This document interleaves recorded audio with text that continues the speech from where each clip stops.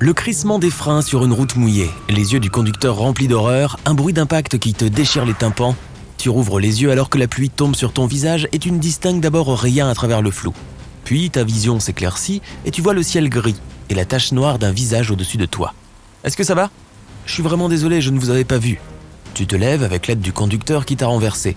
Heureusement, à part les vêtements déchirés, aucun dommage grave n'est à déplorer et tu ne ressens même pas de douleur. Ton exosquelette a encaissé la totalité de l'impact. Le chauffeur te propose d'appeler une ambulance, mais tu refuses poliment. Pourtant, vous attendez tous les deux l'arrivée de la police. Tu leur dis que c'est de ta faute car tu as traversé la rue au mauvais endroit. Ils te rappellent à l'ordre et vous laissent partir tous les deux. Une fois chez toi, tu enlèves ta chemise et tu vérifies les plaques de chitine sur ton flanc.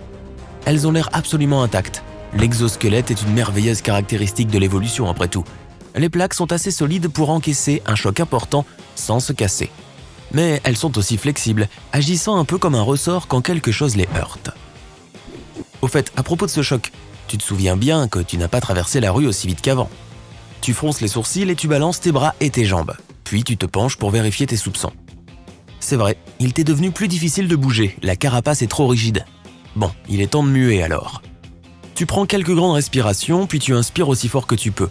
Tu entends des craquements derrière toi. C'est la coquille dure qui se désagrège. Ton corps a grandi et il est gêné à l'intérieur de l'exosquelette. Mais la partie extérieure ne grandit pas, contrairement au reste, elle n'est pas vivante.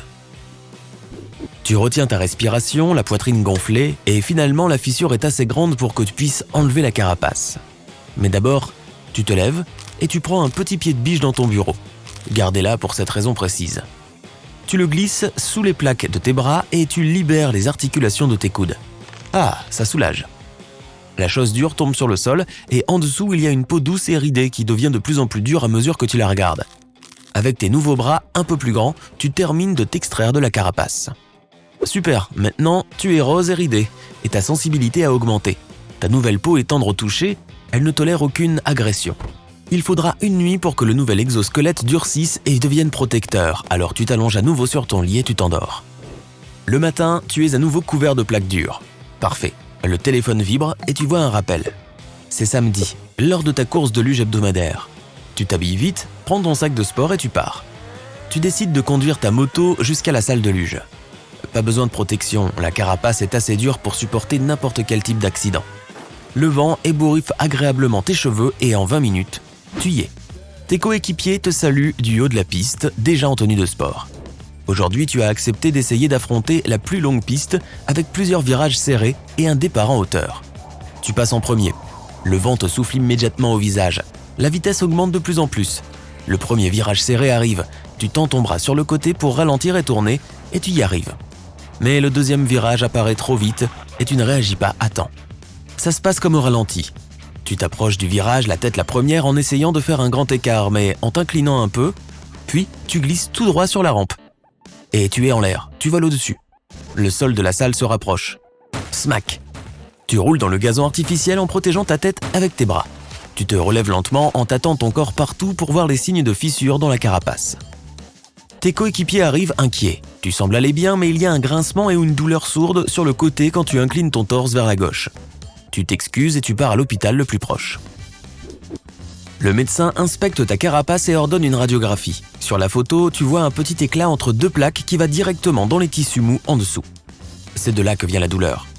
Le fait est que les plaques dures et flexibles sont fermement reliées aux muscles et aux autres tissus en dessous. Donc si quelque chose se trouve entre les plaques, cela va dans ton corps proprement dit. Le médecin prend une pince à épiler sur son bureau et retire soigneusement l'écharde.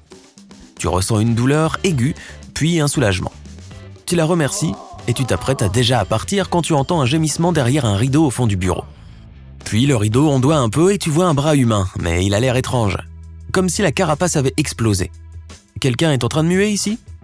Tu regardes le docteur avec surprise, mais elle se lève soudain et te fait sortir d'urgence. Tu décides de découvrir ce qui se passe et de rester à proximité en surveillant discrètement le cabinet du médecin. Les patients vont et viennent, mais à l'heure du déjeuner, tu saisis ta chance. Le docteur part et oublie de fermer la porte à clé. Tu jettes un coup d'œil et tu te faufiles à l'intérieur pendant que personne ne regarde. « Docteur, c'est vous ?» Une voix vient de derrière le rideau. Tremblant de peur et d'appréhension, tu mets la main dessus. Tu prends une profonde respiration et tu l'ouvres. Derrière, sur un divan, un homme est allongé, couvert de bandages jusqu'au visage, avec seulement quelques parties du corps visibles à travers les couches blanches. Et ces taches ne portent aucune trace de carapace. L'homme te regarde en état de choc et appuie sur le bouton qu'il tient dans sa main droite. Presque aussitôt, la porte s'ouvre et 2 paires de mains puissantes te prennent sous les aisselles et te tirent hors du cabinet. Tu sens alors une piqûre aiguë dans ton cou et le monde s'assombrit. Tu te réveilles à cause du bruit et des tremblements. Tu entends des voix silencieuses et tu ouvres les yeux juste un peu. Par les fentes, tu vois que tu es dans un fourgon et juste au-dessus de toi se trouve le médecin de l'hôpital. Mais elle est différente. Ses mains et son cou sont bien couverts de carapace, mais son visage a l'air nu et vivant. Elle te regarde et ses yeux s'élargissent. Elle crie « Arrêtez le camion !» et s'empresse de prendre quelque chose sur le banc à côté d'elle. Elle l'applique sur son visage et tu vois que c'est un masque de carapace. Le fourgon commence à ralentir et de nouveau tu saisis ta chance. Tu te relèves et te jettes sur la porte arrière du camion, la forçant à s'ouvrir. Tu atterris mal, tu te mets debout et tu cours. Derrière toi, le médecin crie « Stop, s'il vous plaît, attendez !» Mais tu cours encore plus vite. Tu réussis à faire du stop jusqu'à ton quartier et à rentrer chez toi à pied. Mais quand tu t'approches de ton immeuble, tu vois un fourgon suspect stationné non loin. Avec l'horreur, tu réalises que tu as donné toutes tes coordonnées à l'hôpital lors de l'enregistrement. Ils savent qui tu es et où tu vis. Tu te retournes pour courir avant qu'ils ne te remarquent, mais tu ne fais que tomber à nouveau sur le faux médecin. Tu recules lentement, mais il y a déjà 2 grands hommes qui viennent vers toi depuis le fourgon. Tu regardes autour de toi en panique, mais le docteur lève la main en signe de paix et te demande de bien vouloir discuter à l'intérieur. Tu ne sembles pas avoir le choix, alors vous rentrez tous les 2 chez toi, laissant les hommes dehors.